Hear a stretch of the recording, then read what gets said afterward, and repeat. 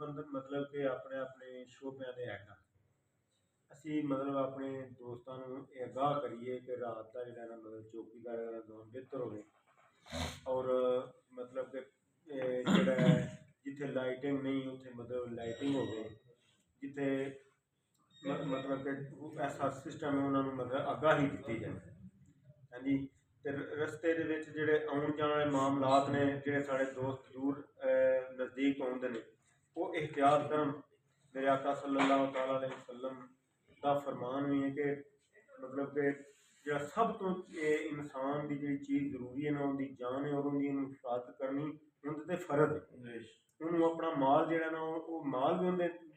बचाना जोड़ा ना उनके वास्ते बहुत जरूरी है। तो लंबियां रातां ने कोशिश करके ना जो चौकीदार का निज़ाम है जिस जिथे जिथे जरूरत है ये आगाही जी दी जाए साड़ी तरफों खसूसन दी है।